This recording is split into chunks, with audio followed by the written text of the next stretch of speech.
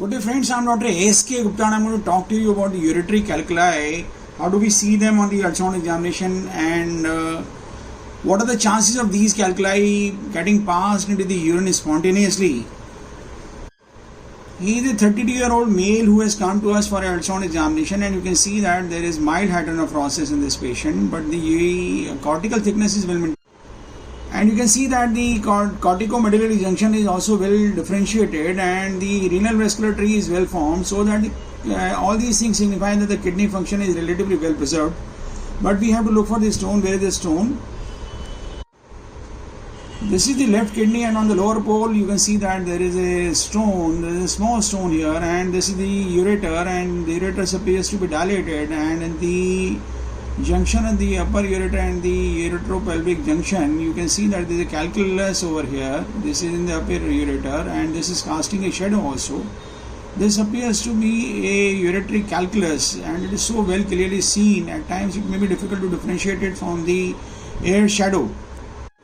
But this appears to be a uretary calculus only because it is in the path of the ureter which is dilated and it is casting a definite shadow. So this is a uretary calculus only. Try to see it again. I try to show you again. You can see that this is in the path of the ureter and it is a well-defined shadow. You can see that this is a well-defined shadow which is inside, and I have tried to do the ultrasound again and again after some time in case it is gas and it is going to move from here. But because it is a uretary calculus and it is stuck over here, and you can see that this calculus is measuring 11.5 millimeters or more than 1 centimeter in size. This size of the calculi are generally not able to pass through the urinary bladder spontaneously. You can see there are some other shadows which are basically the air shadows, but the shadow of the stone is very thick and the stone has a very clear-cut outline on the top. This is how we differentiate it from these are the gas shadows. These are the small gas shadows, but the stone shadow is curvilinear on the top and it is a dark shadow. So this patient is either likely to require extracorporeal shock wave lithotripsy or the surgery. Generally surgery is not being preferred these days because these patients have a recurrent chances of stone formation.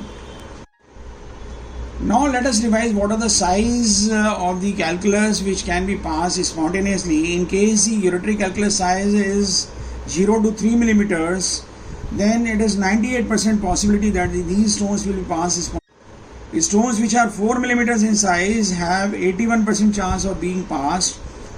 Stones with 5 millimeters have a 65% chance of being passed spontaneously, while the chance gets reduced to 33% in cases of stones about 6 millimeters in size, and the stones which are more than 6.5 millimeters in size have only 9% chance of being passed spontaneously. These figures I am going to put in a table form for you to remember, and they can help you to guide the patient if the stone can be passed naturally or some surgical intervention will be required. But these patients will require recurrent ultrasound examination so as to assess the obstructive uropathy, the cortical thickness and the extent of hydronephrosis, and should be clubbed with the examination of KFT, blood urea and serum creatinine so that the impending renal failure can be prevented.